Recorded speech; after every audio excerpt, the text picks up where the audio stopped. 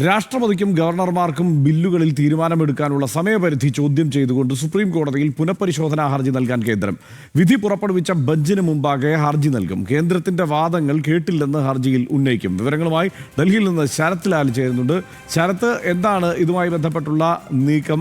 വിശദാംശങ്ങൾ എന്താണ്?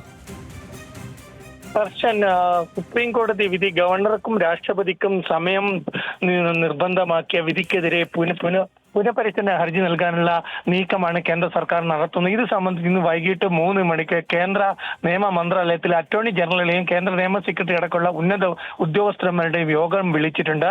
നേരത്തെ ഇന്നലെ നടന്ന യോഗത്തിൽ പുനഃപരിശോധന ഹർജി നൽകുകയാണെങ്കിൽ അത് സംബന്ധിച്ച ഉന്നയിക്കേണ്ട കാര്യങ്ങൾ നിശ്ചയിക്കുകയാണ് ഇന്നത്തെ യോഗത്തിന്റെ കാര്യം. 2 കാര്യങ്ങളാണ് സർക്കാരിന്റെ മുമ്പിലുള്ളത്.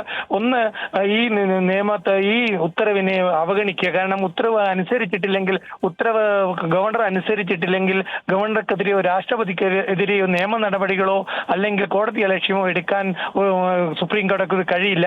ആ സാഹചര്യത്തിൽ തന്നെ ഉത്തരവ് പൂർണ്ണമായിട്ട് അവഗണിക്കുക. പിന്നെ ഗവർണർ ഒപ്പിടാത്ത, രാഷ്ട്രപതി ഒപ്പിടാത്ത ഒരു കാര്യവും നിയമമാവില്ല.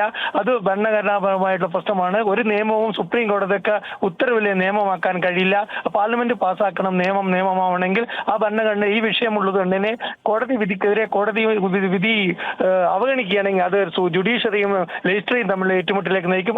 അതിനുപരി ഈ കോടതി വിധിയിൽ വ്യക്തത വരുത്താൻ വേണ്ടി പുനഃപരിശോധിക്കാൻ വേണ്ടി അല്ലെങ്കിൽ പുനഃപരിശോധന ഹർജി നടത്തുകയും അത് ലാർജർ ബെഞ്ചിലേക്ക് വിധി റെഫർ ചെയ്യുകയും ചെയ്യുന്ന ഒരവസ്ഥയാണ് കേന്ദ്രം കാക്ഷിക്കുന്നത്. അത്തരമൊരു നീക്കത്തിന് വേണ്ടിയാണ് ഇപ്പോൾ പുനഃപരിശോധന ഹർജി അതേ ബെഞ്ചിന് മുമ്പിൽ തന്നെ, 2 അംഗ ബെഞ്ചിന് മുമ്പിൽ തന്നെ നൽകുവാൻ വേണ്ടി തീരുമാനമെടുത്തത്. ശരത്ത്, എന്തായാലും ഇത് ഗവർണർമാരുമായുള്ള സംസ്ഥാനങ്ങളുടെ ഏറ്റുമുട്ടലിന്റെ തുടർച്ചയിൽ പ്രത്യേകിച്ച് തമിഴ്നാടിന്റെ കേസിലുണ്ടായ വിധിയാണിത്. മറ്റു കേസുകളും നിലനിൽക്കുന്ന സാഹചര്യമുണ്ട്. അതൊക്കെ കൊണ്ട് തന്നെ ഇത് നേരെ രാഷ്ട്രപതിയെ ബാധിക്കുന്ന ഒരു വിഷയമായി അവതരിപ്പിക്കാൻ കേന്ദ്രം തയ്യാറാകുമോ? അതിനപ്പുറത്ത് ഇത് ഗവർണർമാർ ഈ ഫെഡറൽ തത്വങ്ങളെ ലംഘിച്ചുകൊണ്ട് സംസ്ഥാനങ്ങളെ നിയന്ത്രിക്കാൻ വേണ്ട ഇടപെടൽ നടത്തുമ്പോൾ അതിന്മേലുള്ള ഒരു വിഷയമാണ് എന്ന നിലയ്ക്ക് തന്നെ കോടതിക്ക് ബോധ്യപ്പെട്ട സാഹചര്യത്തിൽ അതിൽ പുനഃപരിശോധനാ ഹർജി കൊണ്ട് ഗുണമുണ്ടാകുമോ?